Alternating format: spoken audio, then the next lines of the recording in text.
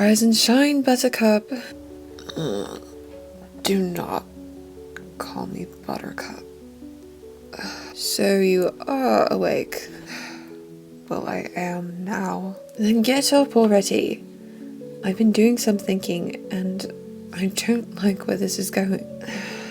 Thinking about what? Well, I've been doing some thinking about Andi's watch, and what you said last night. You mean the part about it sending her here on purpose?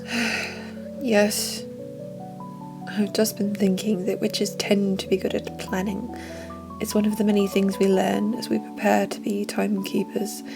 So, it's possible, although I really hope it isn't, that this was all planned by somebody. That's basically what I was trying to say last night.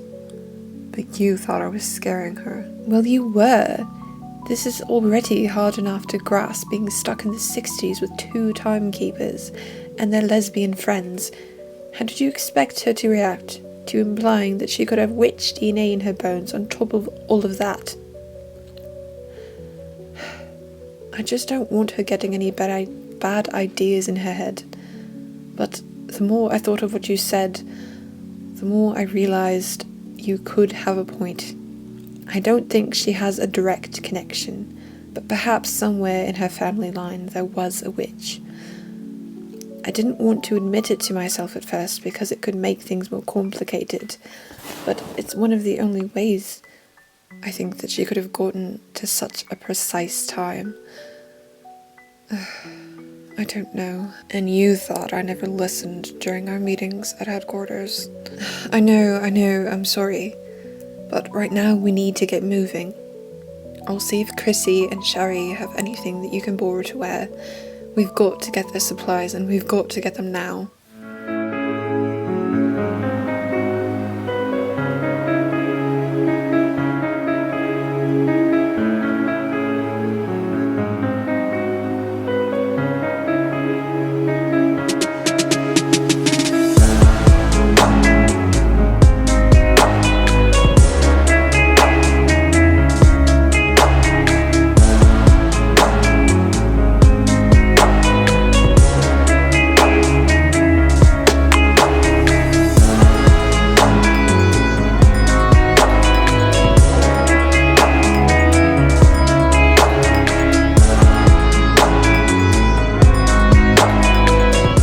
Knock, knock, sleepyhead.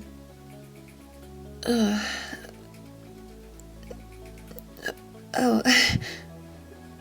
Hi. I don't mean to disturb your slumber, but I was going through my closet. I thought you might like a fresh outfit to wear. I know it's probably not your color, but I thought the style might look nice on you. Oh, it's beautiful. Thank you. You didn't have to go through all the trouble. Oh, nonsense. You were staying under my roof, and a woman always needs a spare dress. Just try it on and see what you think, and if you don't like it, I've got plenty more. Thank you. You're too kind. Anything for you, my dear. I'll be out in the kitchen when you're ready for some breakfast, and I'll just put that there for you. Have fun. Wow. It's beautiful. Morning, Aaron. Morning. You look nice. What? I said that should suffice. What you're wearing. Oh, I really hope so. Chrissy was so nice to lend it to me. Not so fast, you. Oh no, you're fine, dear. I'm talking to him. I got you something to wear. Oh dear Lord. Oh, come on. It's not that bad. Don't knock it till you try it. You don't have time to worry about how fashionable you are. The rest of it I left in the bathroom. You can find it there, but I wanted to give you this part because it was in my dad's old chest. So, you go try it on, you'll be fine. Believe me, nobody is going to be thinking I look fashionable when they see me in this. Oh, just go try it on. I'm gonna go help Sherry with breakfast, and when you're done, you can come get some eggs and toast and stuff.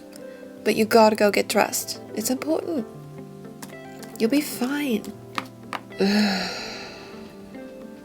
Fine. Oh, don't you look beautiful? I had a feeling that would be a good style on you. Chrissy sure knows how to pick 'em. Oh, wow. You look amazing. Thank you. Don't worry, dear.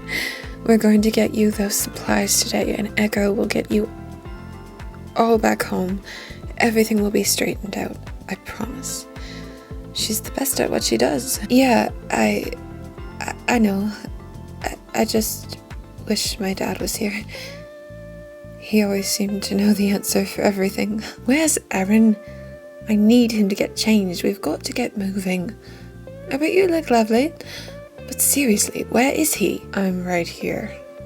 And I just did. Oh, there you are. Perfect. You look splendidly ordinary. And you should fit right in. Now, let's go eat.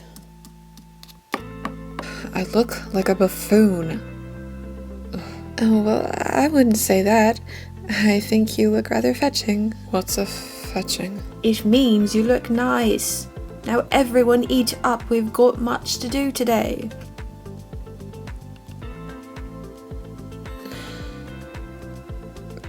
Yeah. Okay. I'm coming. Now, let's go over the plan for today, shall we?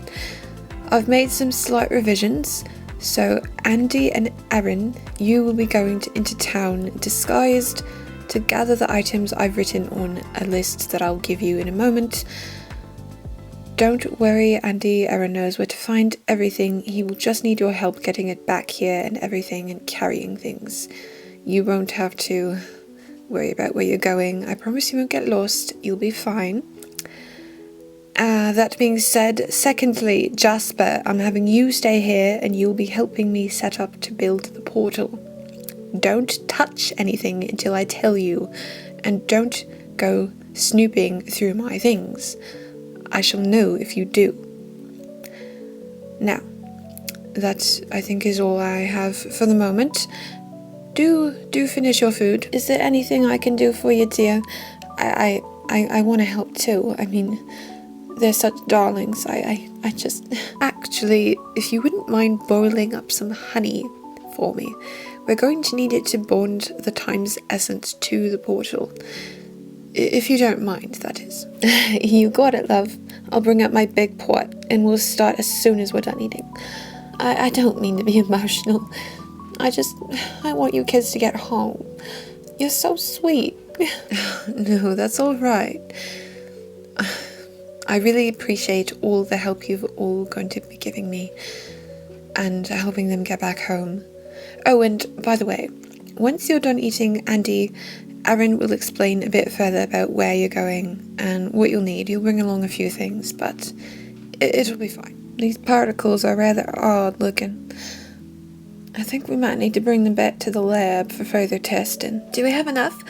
Or do we need any more samples? Well, I'd say let's get one more so we can test them for different things at the same time. Speed up the process.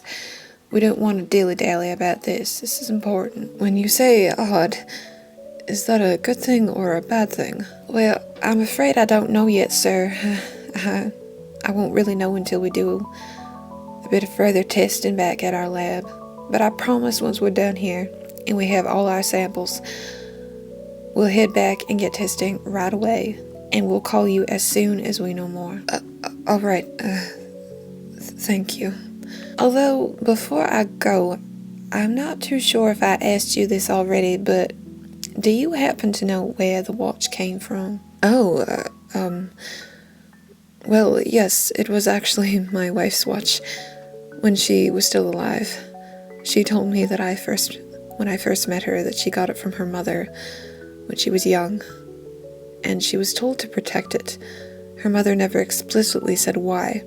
All my wife was ever told was that if anybody meddled with it, it could cause unfortunate events to happen. But Margaret never really believed any of it. It never seemed plausible. it's just been something to keep time with and all until now. But as much as she was doubtful, she still warned me about it, but I didn't think to put any stock in it. I mean, it's just an old watch. I didn't think any of this could happen. Oh, I'm sorry. I know that must be hard for you to talk about, but I promise any information you have, it does help. It really does. That's rather interesting, actually. And I don't suppose that she knew where her mother got the watch from? No, I'm afraid I don't. Her mother never really told her where she got it, only to protect it. Margaret told me to protect it before she left. But as I said it before, I never really saw why. It didn't seem like anything was, I don't know, different about it. It seemed like a watch. So I was originally planning to sell it here in my store until Andi took a fancy to it, and well, she's my girl, and I wanted to fix it up for her birthday. I didn't know we'd get here. Alright, that's alright. It's alright if you don't know. I promise we're gonna do everything we can to get your daughter back, sir. We're gonna... Actually, do you have that sample for me? We can go right now if you got it. Yeah, it's just finished. Alright, perfect. So we're gonna head up now, and we're gonna bring everything with us, and we're gonna start testing immediately, and I promise as soon as we know anything, we will call you. And Giselle, make sure you put that in that studded case. I don't want that bouncing around in the car when we're on the way back to the lab. Sometimes you can be a little forgetful. Oh, yes, of course. I'll go get that out of the car. This is the first place we need to go. It's a potion shop on 5th and Main. Albador keeps a wide variety of goods. Behind the counter locked up, and he'll have a few things that we need. I have no idea where that is, but I'll help as best as I can. You'll do fine. Just try to keep a low profile and not talk too much. We don't need anyone hearing about the future and thinking we're a couple of crazy people. Oh, and one more thing. Keep an eye on your watch. Just be sure you don't lose it while we're out. You really can't lose it. It's crucial. I mean, I could always just take it off and give it to Echo to watch before we get farther down the street. No, you can't take it off. Make sure that you don't take it off. Look, until we get you back home, removing your watch after you've transported could actually cause unseen complications. Just because we don't quite know the nature around it. And we still don't know 100% what we're dealing with here. Only that it's a witch's watch, so we don't know what could happen if you take it off outside of your timeline. I don't know exactly everything that does, and I'll admit that to you. I wish I could be of more help. You're already more help than I ever thought I was going to need, but I'm not in danger, am I? I only know a little bit of self-defense, and my persuading skills aren't really that great. I certainly hope not. But in any case, we're going together, so if anything happens, I've got you. But I don't know who'd really want to mess with me looking like this.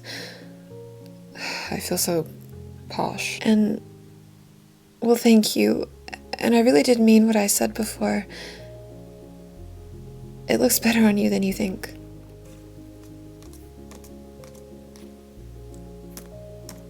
Here we are. It'll be best, I think, if I go in first, because he already knows me. I find it interesting how so many people know you despite you not even being from this time period. Well, let's just say some people here live about a bit outside the timeline. Wait, he's closed? He's never closed. This doesn't make any sense. Here, let me look. Wait, I think I see someone inside. Maybe it's him? It is him. I'm gonna knock and see if he'll answer the door for me. Please, I come back later. It's me. Aaron, we need your help. Aaron? And who's that? This is Andi. We really need your help. May we please come in? Yes, come in. It's a bit messy. Please watch the mess. Albador, what happened here? Are you all right? Are you in trouble? She came in so fast. I heard the bell, like always, on the door. But when I turned around to give my assistance, there she was with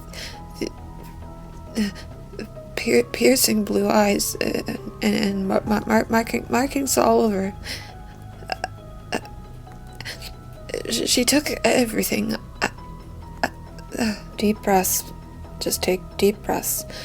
It's gonna be fine. Do you know who it was, or any idea at all? No. I don't know who she was, but I can tell you this. She had these powers, and she made things move without touching them. Well, she was a witch. Okay, Albador, listen to me carefully. Go to the green stem at the clover leaf. Take your emergency bag and go now. Don't wait. Go now. Well, yes, what's happening? I don't understand what this means. They're code words. I couldn't say directly where I needed him to go. I can't say for certain, but I think we're being hunted.